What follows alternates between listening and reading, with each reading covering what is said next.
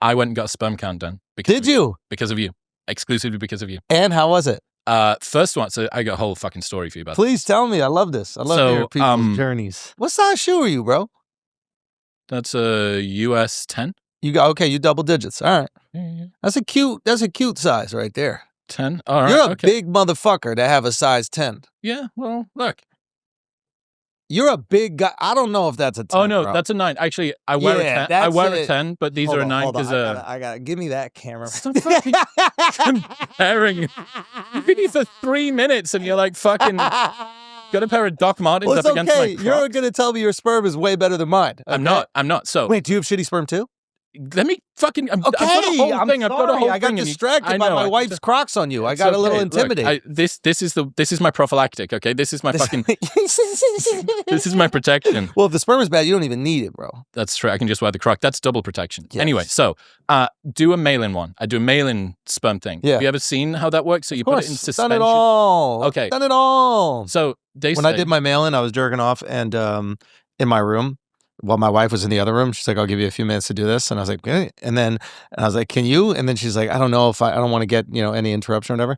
And I remember I was jerking off in my bed by myself. I'd never jerked off in my bed of my home by myself. And at one point, I'm jerking off, and I look up, and my TV is off, so it's just a reflection, and that is the saddest day of my life. Right there, that is knowing that your wife is on the other side of a wall and watching myself jerk off into like a black screen. The saddest porno ever. Yeah, and like also you think your strokes are way longer when you're doing it and not being filmed, but I'm not really going that far. It's more of like a quicker pump. Like anytime I pantomime, yes, exactly. Yes, yeah. You're having a seizure. Yeah, it's a small vibration. Exactly. Right. But like in stand-up, if I was ever doing it, I'd always be like, I'm fucking. Nah. Not got the length, man. Anyway, mail it in, comes back. That's not so good. I start chat GPTing. Yeah. And they're like, well, you have to remember the suspension liquid says do not shake, right? This isn't it's not a fucking core power. You're not supposed to like make sure. Oh, did you? No. But the DPD guy that carried it for 24 hours doesn't know to not shake it, right? Yes. He chucks it in the back with the Amazon returns and all the rest of the stuff.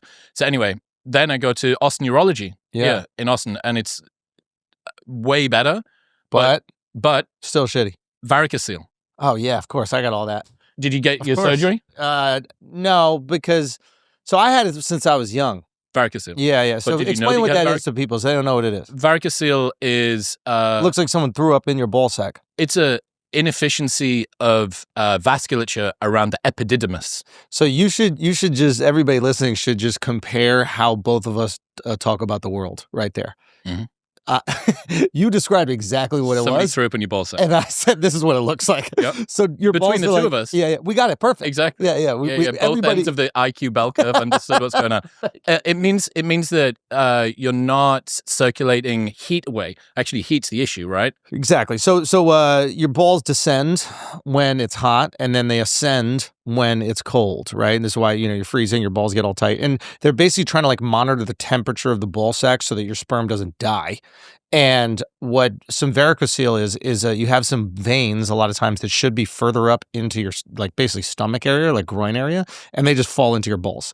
And I had those for a while. I remember a doctor once said, we can do it, but we won't know if it will do anything. He even said this to me. It's funny. I haven't even thought about this. He goes, it might affect your ability to get pregnant or it might not. And this is when I was in like my 20s. And because I thought I had ball cancer. That's what I thought it was. Because you just see this fucking... there's like something here. Like, just imagine like a sack of spaghetti like in your Mm-hmm. balls. Mm-hmm. And I was like... And he's like, yeah, it just might affect your ability to get pregnant. And I remember thinking like, oh, leave it. You know what I mean? I'm in New York. I'm running around. Yeah, I'm like, whatever, it is what it is. And yeah, wow, years later. Wow, I should have thought about that when I was going through the whole thing. Okay, so you had varicocele. How was your... Did they swim? Mm-hmm. Yeah. The morphology, motility, count, like all pretty good. Yeah. But they weren't warped at all? You didn't have any... No. Yeah. But anyway, all of that went through all of that just because of you. Well, I appreciate that. I hope everybody goes out there and does it. I think... Save yourself some time. Dude, I think that guys especially, it's so easy to just come in a cup.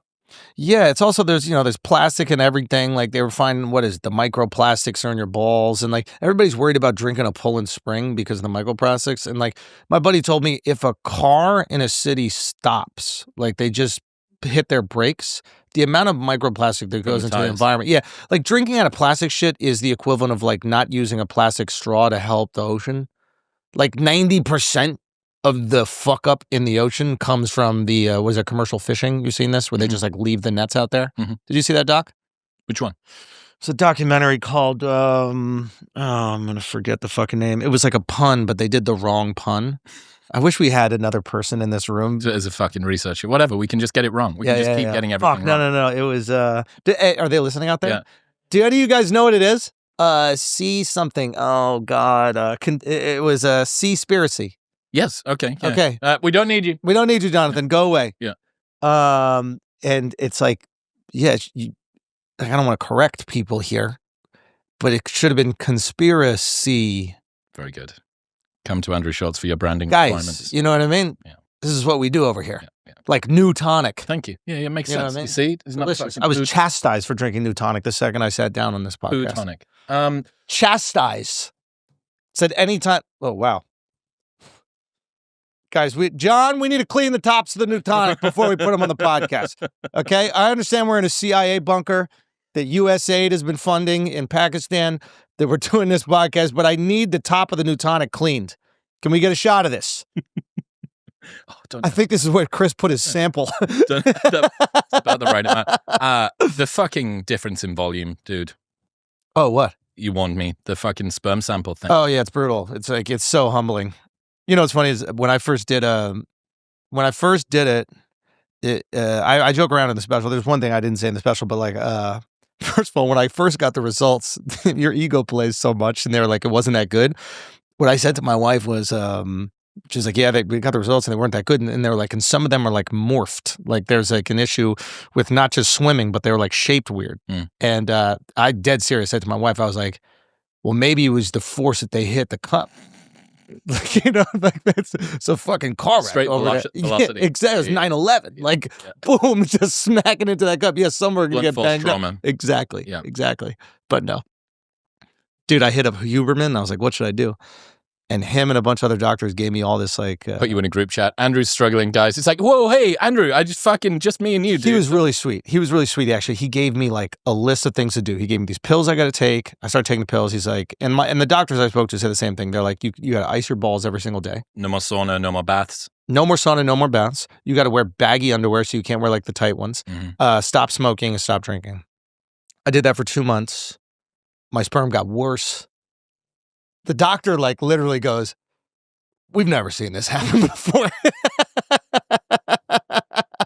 So I was like, what should I do? He goes, you might as well just go back to drinking. I was like, all right, fine. That's They've obviously become fucking accustomed to it. They've got like Stockholm syndrome. Exactly. To their body. Like I'm one of those like professional athletes that was like better when you could like drink and like do coke. Like the John Daly of fucking coming. That's what my sperm is. My sperm is John Daly. You want him on a fucking case of Bud Lights, and then you're going to see him do 18 holes. You've never seen anything in your life. Yeah.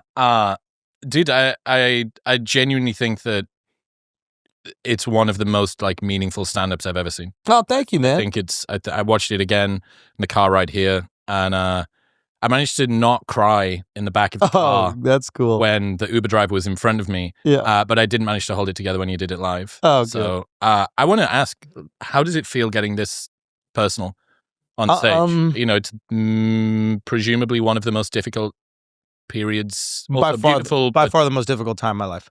Just like, by far. Like, what's it feel like? Cathartic when I started talking about it, because it's very isolating when you go through any like fertility stuff. Because the assumption is it's your wife. And I talk about in the special, but like that you never assume it could be you at all. So in the beginning, I was like hesitant to talk about it because I didn't want to embarrass her, and she was like heartbroken by the whole thing. Like you know, you start thinking of reasons why your ovaries are fucked up, and her ovaries were perfect, but she didn't know. And she would be like, I know it's because I used to watch like movies on my laptop on my stomach, and like she starts coming up with all these solutions as to why she did it, and I like prayed the night before we got our test results, and I was like, if there is a problem, just make it me. That's how confident I was that it was her. Like, I was so confident. I was like, got yo, so God. much spare fertility that I can take the fucking... Yeah. I go, do me a favor, God. Like, just make it. She can't handle this. And then the doctor tells him, God's like, I gotcha. Yep. Bet. Yeah. So, yeah, it was nice to talk about because it's so isolating. And then when I found out it was my issue, it was, then I really felt more comfortable sharing because I'm not embarrassing her in any way. You get to own your own issues. Yeah. And it was the first time in my life I've ever been personal or told stories really on stage. Like, I've never been, I always thought my life was boring. I thought that like my opinions on things were more interesting than my actual life. And so I was excited for the challenge of like being personal and being like a storyteller. And yeah, I was like, maybe I can turn this into something. I always try to do something different every special I put out. And so I started reading all these books about like storytelling and like trying to understand like what that is. And it was really cool to learn, you know, it's really our oldest form of digesting information. Before we had like a notepad or before we had the ability to just like remember statistics or facts, we just told each other stories. There's a reason why like the most important texts are not, hey, this is the information you need to know. They kind of like build it into a story. Hey, this is why you should have faith because look at this outcome. They don't give you like the statistics of the people that pray every single day and this is how long they live. It doesn't hit us the same way as, hey, he built the boat and he was the one who lived, you know? And yeah, it's interesting. Even like in the special, like there's some joke parts of the special and then you kind of, I almost like trick you into getting into the story. And I can feel a difference when we're in the story in the way that the audience is invested. It is this innate human instinct. If somebody comes in the room right now, they go, guys, the craziest shit just happened. We'll give them 15 seconds, even if they're a complete stranger. I don't know what that is. You'd probably be able to figure that out. But like, there's something about it. We're like hardwired to be interested in them, interested in stories. Is it even fair to sort of call it like a comedy special when you get to the stage where you're referring to archive footage and sort of interacting with shit that's behind you and there's entire 5-minute blocks where no one's laughing? Yeah. It's like the way I looked at it is like when I was touring it, I didn't tell anybody that it was about this. Because I think sometimes what happens when you do like a one-man show, you almost like ask the audience to reduce their comedic expectations. Like if somebody's like, here's a one-man show, it's going to be this like thought-provoking thing, and then it will also kind of be funny, but you're there for the kind of thought-provoking thing. And I'm a stand-up. I'm not a one-man show. So nobody knew this was what it was about the entire tour. And I never positioned it in that way. I didn't even talk about it on the pod until I announced the special. So I wanted the highest comedic expectations, but then I wanted to see if I could almost like trick you into listening to this. So the first like chunk is just like hard-hitting stand-up that is related, and if you like go back to it, you're like, oh, okay. And then like this is like little shit that nobody will pick up, but like even the first joke that I tell ties into like the last moment with her. Not even the Staten Island thing. Like the first joke I tell about and I wonder if anybody would pick this up. Like the first joke is about like, you know, we're pregnant. And then I go, you know, this is what guys always say, we're pregnant or whatever. I forget exactly the joke. These guys are like, we're pregnant. It's like, no, she's pregnant. It's like ridiculous to take credit for that. It's like when my wife says, we made a lot of money, right? And then it sets up this idea that like, it's not really we. And then when my wife is in like the toughest moment of her life, she says, it's not your fault. We'll figure it out. We do this together. You don't have problems. We have problems. Exactly. And it's just, I don't know, for me, it's like this cool little, hey, that part that you thought was completely unrelated to this part, everything is a seed that's going to be harvested later.